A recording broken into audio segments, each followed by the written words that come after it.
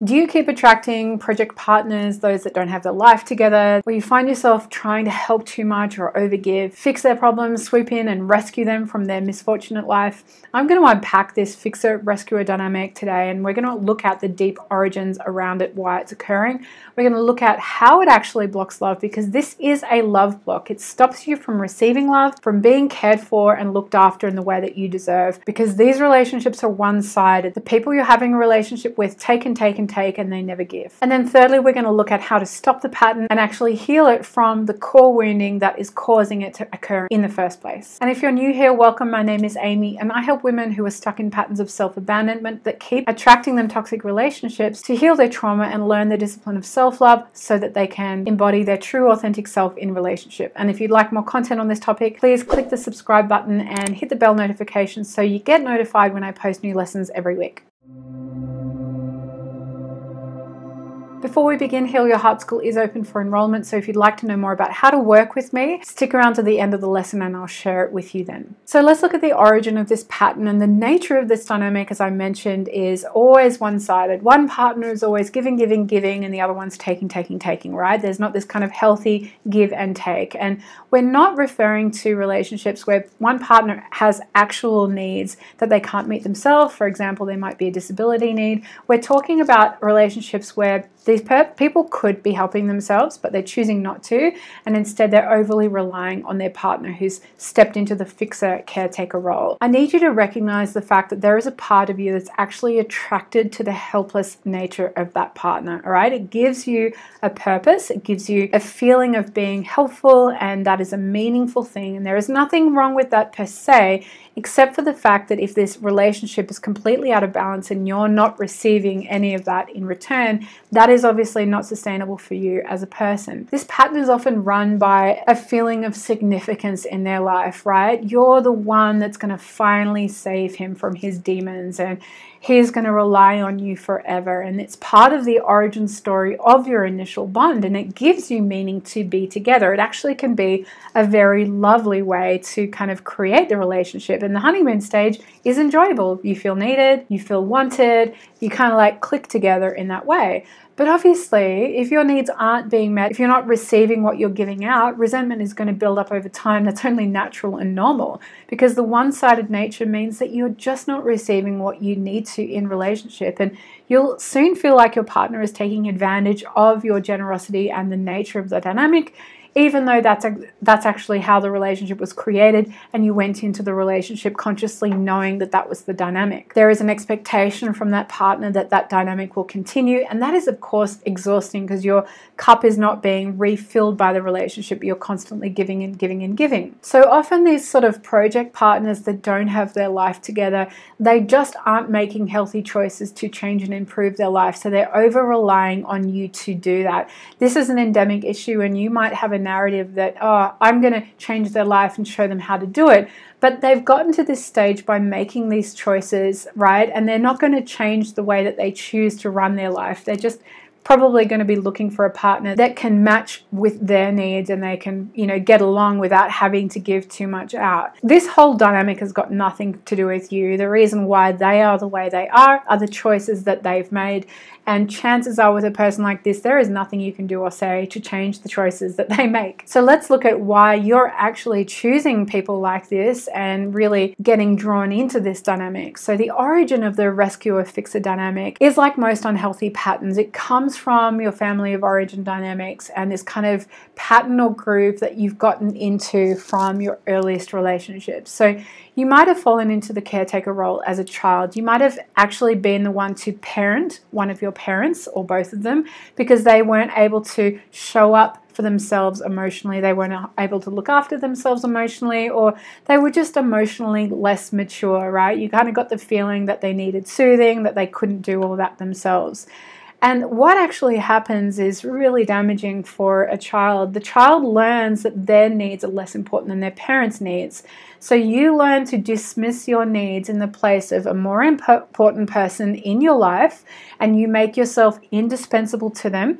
And that is your attachment priority to keep your safety attachment in place, right? You as a child need to be connected to your parent to feel safe, to grow, to develop healthily. So you'll do whatever it takes in order to feel attached to them.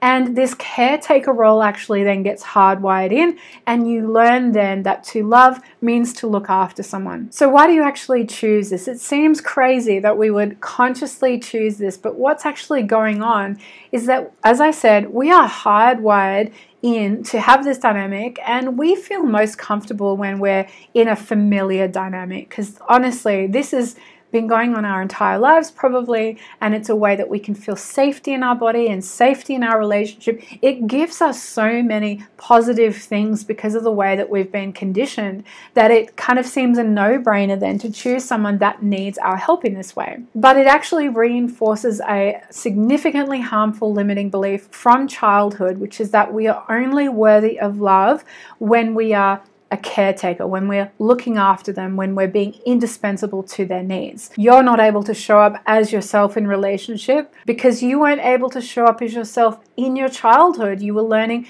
this kind of mask, this model, this role in order to feel loved, and you bring that through into your adulthood. Now, interestingly also, it happens in reverse, that we're not able to fully accept this person as they are, because when we're caretaking them, when we're looking after them, we're actually trying to help them to get better, to grow, to improve, to change, okay? So a part of the dynamic is that we naturally don't accept our person as we are. We're always looking at how we can improve their lives. And the part you play is needing them to change, right? If this person is an alcoholic or continually makes these poor choices, if only they start making good choices, then our relationship will be healthy and everything will be great and fine. We don't have a relationship with the alcoholic and fully accept the way that it is because it's so awful, right? So as hard as this is to hear, this was a big pill I had to swallow, this is actually a soft form of control that we learn to do in order to feel safe in this relationship and to control the person that we are attaching to. So the underlying kind of control belief is that I'm going to make myself so indispensable to this person so they don't leave me, so they don't reject me, because we have a fear of abandonment here.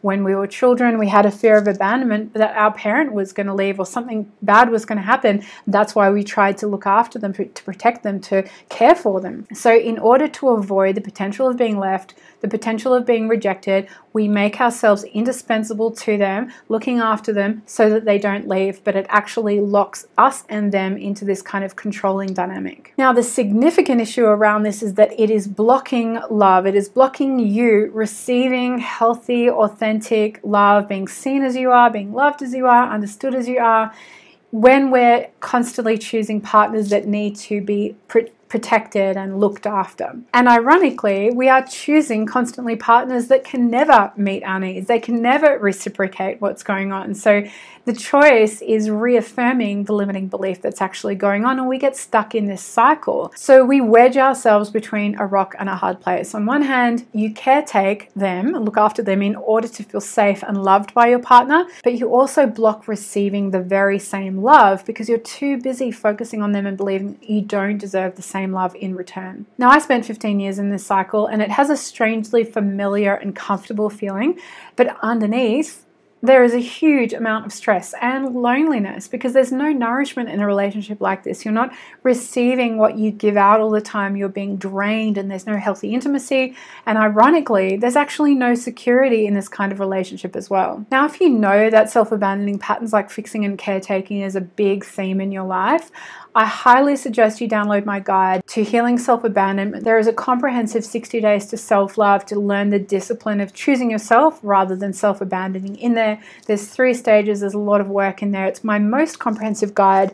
I really recommend you download that. But let's dive into how to stop this specific pattern of choosing partners that need fixing or looking after. If this is a relationship you want to continue, I'm going to be really honest with you. Be prepared for friction. It is going to rock the very core and foundation of what's going on. But if you're single and dating, obviously you want to ensure that you don't attract this dynamic again. You can follow these following steps bit by bit.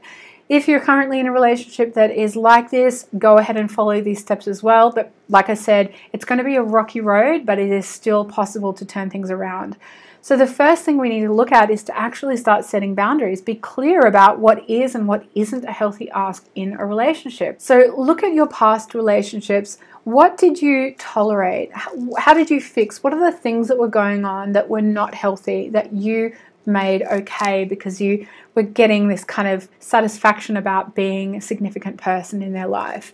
And get clear about then where the earliest signs that were appearing that this person was kind of needing this from you, and how this appeared and what you actually overlooked. So for example, an obvious sign is someone who has an addictive personality where they choose to self-soothe in unhealthy ways rather than taking responsibility for their own emotions. That's going to come out the first time you're dating someone where they want something from you and you say no. It causes them some stress. You're just setting a healthy boundary. How do they deal with that emotion? Do they project onto you? They blame you for making them feel this way? That is a really strong sign that they don't know how to handle their emotions.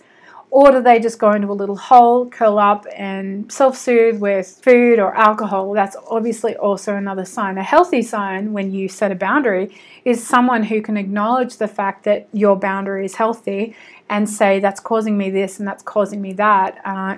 What do we think about that, and actually communicate about it healthily rather than go into their defense mechanisms. Another early sign of this pattern appearing is this person that you're dating has this kind of chronic or embedded victim mindset. They see the world like it's out to get them, right? And they might be making poor decisions themselves, but they're not taking responsibility for any of that. They're not doing the right thing by themselves, or they're not even really adulting. They're kind of giving their power away early on by themselves by saying, oh, woe is me, I'm a victim because of all these bad things that have happened. Now, I'm not discounting bad things happening, but the way we choose to deal with them is either in an empowered way or as a victim. And if this person is in a victim mindset, that is the perfect dynamic for you to then step in and save the day, right? To get into that role where you're the active rescuer and they're the passive victim. So be on the lookout for that dynamic. And it can be tricky because sometimes people that really need someone to help them will be so grateful and they'll place so much importance on you to the extent where it's kind of love bombing early on. And that can be really fulfilling for the ego, right? Like that's actually why we get stuck into it, because we feel really like purposeful in their life and like it's meant to be. So be on the lookout for someone that really doesn't take responsibility for their own emotions in their own life and doesn't seem to have this kind of healthy, secure foundation as an individual. Now, like I alluded to earlier on, this dynamic actually allows us to have a soft form of control over our partner, and we need to make sure that we have an internal boundary in place. The person we're dating or the person we're with, we are accepting them 100% the way that they are. We don't need them to change in order to love them. We can love them in all of their parts. That is all acceptable to us because there is a good amount of compatibility there. So if you're in a relationship at the moment where there's been this dynamic, you might find this task pretty confronting because that's what's embedded the dynamic in the first place. So if you find that there is actually significant lack of compatibility there, that might cause you to rethink whether this relationship is truly right for you or not. And if you're dating, know that the way the person shows up in the dating stages, in the first couple of months, that is the best you're going to get of them, right? It generally doesn't go downhill from there. Obviously, the bond between the two of you, if it develops healthily and well, the bond gets better and better. But in terms of who they are, how they show up, what choices they're making, and how they present themselves, you get the best of them in the first 3, 6, 12 months. Now, if you aren't unsure about the healthy stages of dating so that you can actually do that, I have a video on the stages right here that's going to allow you to go through that in a slow, healthy way. So I want you to notice any energy that comes up in you when you're dating that's like, oh, that's an opportunity for me to help him or to fix him, or he needs that, I can do that. This can be sometimes helpful, right, if it's kind of a healthy thing to do. But if it becomes an unbalanced dynamic where they're constantly needing this from you, there's a sign that this dynamic might be playing out on some level. We really need to learn to respect the autonomy of the other person. They're adults. They know how to look after their lives. They don't need us to swoop in. Obviously, if they ask us help, we're going to do our best because we're interested in them. Things seem great. But again, if this dynamic gets out of whack, out of balance, there's a sign that you're falling into another relationship with this dynamic. And I just want to say, if someone goes through a really difficult time, or they've had a really honestly difficult like mental issue, health issue, physical issue, dynamic, you know, something where they really truly like are hard done by and they are a victim in a sense. I don't want to undermine the fact that we are going to show up and be helpful in our relationships in this way, obviously. But we've got to respect the fact that the choices people make when things like this happen in their lives are theirs to make. And we don't want to override our boundaries and just kind of try and swoop in and fix them and change them. The choices those people make give us really good intel about the kind of person they are, okay? So that kind of information when you're dating someone in the first year, the way they choose to deal with significant adverse incidents that happen to them is going to give you excellent information about what that kind of person is, and if you do go into a committed long-term relationship with them, how you will potentially work through conflict together, because that is an inevitable part of having a long-term committed relationship with someone. Now, the deepest aspect of why this is in play is obviously our core wound, which I mentioned earlier. So we need to firstly identify what is the deepest part of us that's running the belief that we need to make ourselves indispensable in order to receive love. What is the youngest part of us trying to get out of changing or controlling the situation, right? What is it? What limiting beliefs are coming up about that person? And what is it believing about your self-worth in the context of this dynamic? So our core abandonment wound runs this pattern where there's this deep fear that, you know, if we don't make ourselves indispensable, they're going to leave us, they're going to abandon us. And this role is an imperative part of the relationship so that that doesn't happen. If you want to know more about your abandonment wound, I encourage you to watch this video here. It shows you actually how to work with your abandonment wound, but I do want to go through a couple of steps now. Firstly, you want to look at your origin of family dynamics that led to this role. Get really clear on where you were caretaker in your childhood, what was actually going on, why did it happen. Awareness is the first step. But when you get clear in your mind about something, that's what we call top-down work. And that only goes so far, right? If you are in talk therapy or if you're journaling about it, that won't actually work to clear the energetic block that's going on in your body, in your nervous system, that's stopping you from feeling like you're worthy of healthy love. So identify the energy in your body and how it manifests and allow that part of you to be heard and felt. And we do that through inner child work. There is a complete video on how to do that here. But briefly, it's the part of us that feels the deepest amount of sadness and fear about abandonment, about potential loneliness.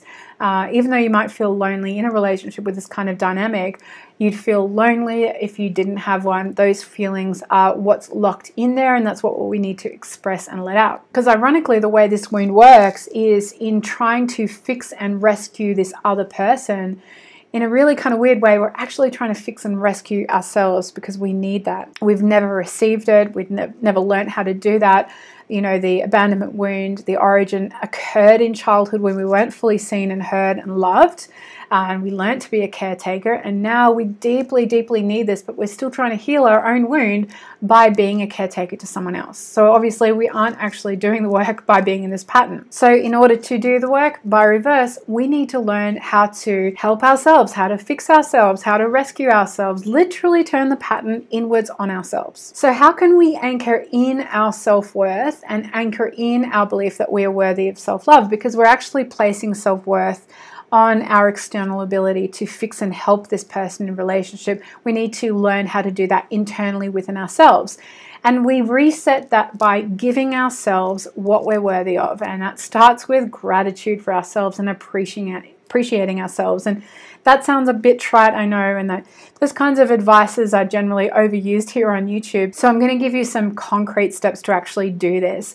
Because this is a block of receiving, this is a love block, we need to learn how to practice to receive. We're always used to looking after others, giving to others, and perhaps when someone says to us, oh, I'll do that for you, or I can give you this, we struggle to say yes, we struggle to receive. So guess what? You need to actually learn to say yes when a friend tries to help you, tries to give you something, even a stranger on the street opens the door for you, or whatever it is. Start practicing receiving general acts of kindness from people that you know in your life and people that you don't know in your life. I know, for instance, I struggled receiving anything from my friends, and I would do anything for them, but I'd really struggled to actually get on the phone and say, look, I'm struggling, I really need help. So challenge yourself to ask actively for help for people around you, and you won't be used to doing it. It's going to feel uncomfortable and scary in your nervous system, but you actually will reset the energy in your body by doing these things. Another thing that you can do to unblock this muscle that stopped you from receiving love is to actually allow yourself to notice the abundance that you have in your life, to feel grateful for it, to actually not just write it down or journal it, but to actually feel it, to sit with it and notice whatever it might be, a beautiful summery day, or it might be an amazing, nourishing meal you've made for yourself. Because we're in scarcity all the time and we're, effectively giving ourselves self-worth and self-validation for the output we give to others, we're not used to anchoring in and be grateful for the things that we're receiving and noticing in our day-to-day life. And we can start to give ourselves those things, but we actually have to learn to feel grateful at the level of our body. Now, there's a great way to start doing this when you're actually dating that's going to allow you to discern what kind of dynamic might be potentially happening between you and this person, because it takes two people for this dynamic to happen, right? It's not just a one-sided thing. So when you're dating, notice the balance between give and take between the two of you, right? And a quick way to do this is to notice who's asking the questions. Who is actually the one that's asking and being curious? Is it both of you, or is it just one person asking questions all the time, often you, and the other person's talking about themselves?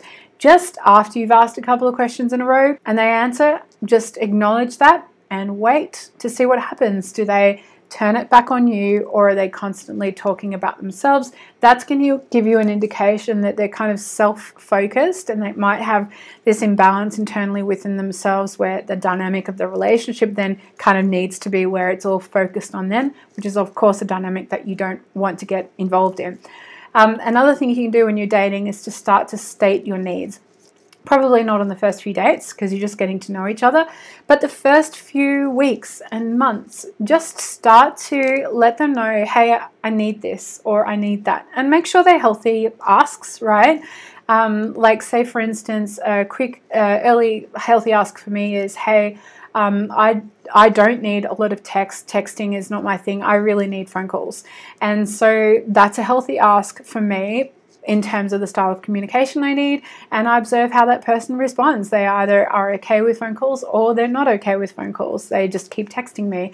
I'm like, well, clearly I said that I don't need that. So you can see whether someone respects your needs or not. A person who's going to take is generally not going to respect your needs because they're not actually used to meeting the needs of their partners. They're used to receiving and getting their needs met all the time. So overall, you need to make sure you're aware when you revert back into fixer mode in relationship, because this is a really comfortable, familiar dynamic to go back into. And of course, a little bit of it is going to be there. That's perfectly healthy, but we just don't want a relationship that is kind of grounded in this need of one person being the giver and one person being the taker. Notice how it manifests in your other relationships. Are your other friendships also, do they have this dynamic as well? How can you start to shift the dynamic? Ask for your needs to be met. Ask for help more. Chances are that person, if they really love you and care for you as a friend, they're going to be more than willing to show up, because people really love to give. People really love to help, okay? So that's a sign that it's a really worthy friendship to maintain. And when you do that, when you start to shift your existing relationships around that, notice what fears come up, what beliefs about yourself. Is there a fear that they're going to leave you if you ask for something? Is there a projection on what you're worthy of? Look at what the self-talk is, start to write it down and start to separate it out, and really notice that this isn't actually a correct or healthy self-belief that I want to keep. So we want to foster and grow relationships where there's a flexibility, where there is a natural give and take and ebb and flow. And some friendships, some relationships are going to be more take, because that person's going through a stage in their life, right? A friend of yours might just had a baby. And so they naturally ebb and flow in that way, but you've got to have that lovely dynamic where you know that that person would be there for you. And it's exactly the same in a relationship where you are happy to look after them and take care of them, do all of those things because you know that they will do exactly the same thing for you when you ask for it and when you need it. So if you're interested in learning more about how to actually go about about healing the core abandonment wound and really changing the dynamics in your relationships, I have a free 1-hour webinar on the proven 3 steps to self-love after a toxic relationship ends that actually unpacks my exact step-by-step process that will allow you to go through the healing journey. You can sign up in the link below. I also have a Facebook group. I go live there quite frequently. I would love to see you in there. We can engage in one-on-one. You can join up in the link below, and if you'd like to submit your application for Heal Your Heart School to work with me, my calendar link is also in the link below. Now, if this video has been helpful, please click the like button because it will help my channel out in the algorithm, and I'd love to see you in the comments below. How did this land for you? What follow-on videos might you have in mind that you would like me to create? I will see you in the comments below. And for now, here are some next step videos to help you break through your patterns and learn the steps to self-love so that you can be your true authentic self in your relationships. And for now, I will see you in the next video.